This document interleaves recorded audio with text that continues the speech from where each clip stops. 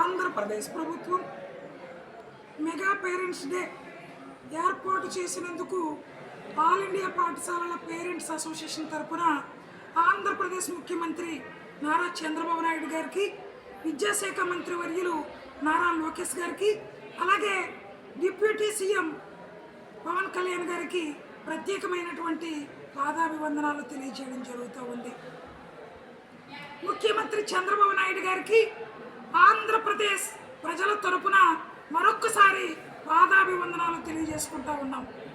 దళిత గలంలో సన్న బియ్యం ఇస్తానన్న ఆమెను నిలబెట్టుకున్నందుకు ఆయనకు మరొక్కసారి ముఖ్యమంత్రి అయ్యే అవకాశం కూడా ఉందని ఈ సందర్భంగా తెలియజేస్తూ ఉన్నాం.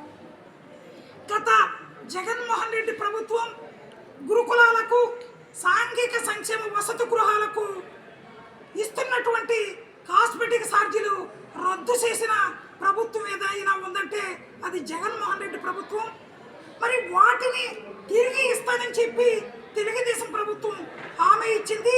హామీ ప్రకారం 11 వస్తువులతో త్వరలోనే కిట్ ఇస్తున్నారని చెప్పి మా సెక్రటరీ గారు కూడా విషయాన్ని తదితర మంత్రులు కూడా తెలియచేయడం జరిగింది. ఇంకొక విషయం ఏంటంటే ముఖ్యమంత్రి చంద్రబాబు నాయుడు గారు గమనించవలసింది గురుకుల డిగ్రీ కాలేజీలు. అలాగే చంద్రబాబు నాయుడు గారు ఇంకొక విషయం గుర్తుంచుకోవాలి.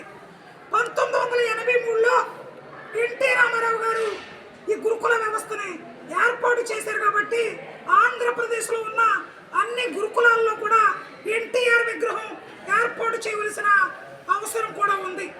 అలాగే ఈ భారతదేశానికి రాజ్యాంగ నిర్మాత డాక్టర్ బాబాసాహెబ్, అలాగే జ్యోతిరావు పూలే, సావిత్రిబాయి, అలాగే రమాబాయి గారు యొక్క విగ్రహాలు కూడా గురుకులాల్లోనూ ప్రభుత్వ పాఠశాలలోనూ కూడా ఏర్పాటు చేయవలసిన అవసరం ప్రస్తుత ఆంధ్రప్రదేశ్ ప్రభుత్వానికి ఉందని చెప్పి తెలియజేస్తూ ఉన్నాం. ముఖ్యమంత్రి చంద్రబాబు గారు భారతదేశానికి స్వాతంత్రం వచ్చి 78 సంవత్సరాలు అవుతూ ఉంది. పేదలు పనికి మళ్ళీ బియ్యం తింటా ఉన్నారు. మీరు మళ్ళీ ముఖ్యమంత్రి కావాలంటే పేద ప్రజలందరికీ కూడా రేషన్ డిపోలలో సన్న బియ్యం ఇవ్వాలని కూడా మేము రిక్వెస్ట్ చేస్తూ ఉన్నాం.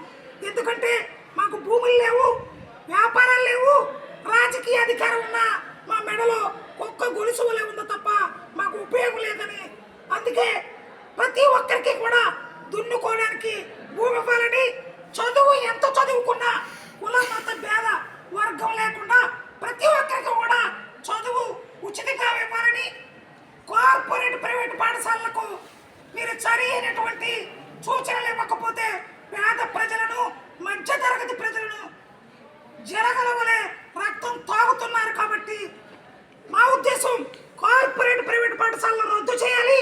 విద్యా వ్యవస్థను ఒకే గొడుగు కింద తీసుకురావాలి. పేదవాడికి ఒక విద్య, డబ్బున్న వాడికి ఒక విద్య కాదు, అందరికీ ఒకే విద్య ఉండాలి. అందరికీ ఇంగ్లీష్ మీడియం ఉండాలి. ప్రతి ఒక్కరు ఇంగ్లీష్ చదువుకోవాలి. ఎందుకంటే రాబోయే రోజుల్లో ఇంగ్లీష్ చదువుకోకపోతే హోటల్లో టిఫిన్ ఏం తినాలో తెలియని పరిస్థితి, ఏం మాట్లాడాలో తెలియని పరిస్థితి. ప్రస్తుతం ఆంధ్రప్రదేశ్ ప్రభుత్వం పేద పిల్లల పట్ల మంచి భవిష్యత్తును ఇస్తుంది, ఇవ్వాలి. మాకు ఖచ్చితంగా గురుకుల డిగ్రీ కాలేజీలు కావాలి. ప్రతి పాఠశాలకు రెగ్యులర్ టీచర్ కావాలి, రెగ్యులర్ ప్రిన్సిపాల్ కావాలి, రెగ్యులర్ డిఈఓలు కావాలి, రెగ్యులర్ డిసిఓలు కావాలి. ఆంధ్రప్రదేశ్ ప్రభుత్వం ఉన్న ప్రతి ఒక్కరు కూడా సుఖ సంతోషాలతో ఉండే విధంగా ప్రస్తుత ప్రభుత్వం ముందుకెళ్లాలని ఈ అవకాశం ఇచ్చినందుకు మీడియా మిత్రులకు ధన్యవాదాలు తెలియజేసుకుంటూ, నా పేరు డాక్టర్ పిల్లా చంద్రం, ఆల్ ఇండియా పాఠశాలల పేరెంట్స్ అసోసియేషన్ చైర్మన్, గొల్లప్రోలు మండలం, కొడవలి. Thank you brothers.